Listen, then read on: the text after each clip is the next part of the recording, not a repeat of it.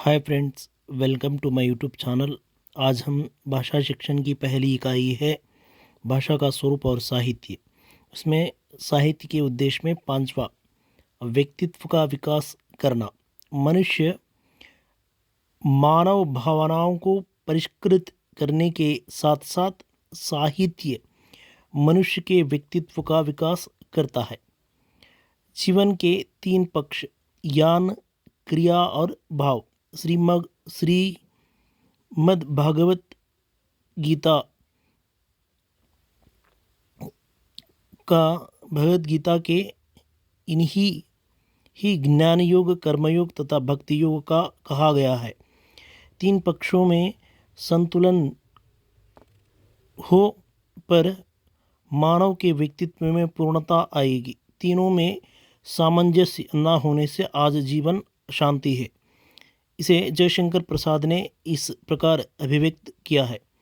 इस व्यक्तित्व का विकास करना, इसमें तीन पक्ष है। एक ज्ञान, क्रिया और भाव। ये ज्ञान योग ज्ञान नहीं है, ज्ञान क्रिया भाव। पहला ज्ञान योग, कर्म योग, भक्ति योग। ज्ञान का अर्थ है विषय को जानना, कर्म का अर्थ है काम, भक्ति का योग है हम भगवान को स्मरण करना। इसमें अशांति होने पर व्यक्तित्व का विकास नहीं होता। इसके बारे में जयशंकर प्रसाद इस प्रकार व्यक्त किए हैं। ज्ञान दूर कुछ किया भिन्न है, इच्छा क्यों पूरी हो मन की, एक दूसरे से ना मिल सके, यही विडंबना है जीवन की। जयशंकर प्रसाद ने व्यक्तित्व के विकास के बारे में इस पद्य में कहा है। ज्ञान दूर कुछ क्रिया भिन्न है, इच्छा क्यों पूरी हो मन की, एक दूसरे से ना मिल सके, यही विडंबना है जीवन की। ज्ञान का संबंध बुद्धि पक्ष से है और भाव का संबंध हृदय पक्ष से है। ज्ञान,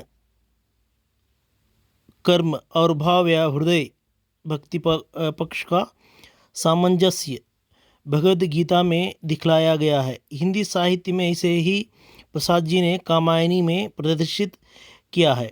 यह सामान्य या सामंजस्य हो जाने पर जो आनंद की स्थिति होगी उसका वर्णन कवि अपने शब्दों में किया है।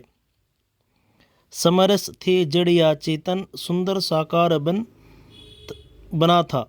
चेतना एक विलसती आनंद अखंड घना था।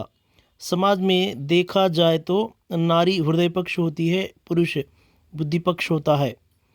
दोनों के सामंजस्य से ही सामाजिक जीवन में परिपूर्णता आएगी।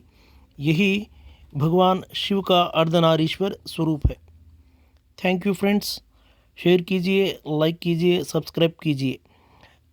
यहाँ तक जो पहला पाठ है भाषा का स्वरूप और साहित्य समाप्त हुआ है।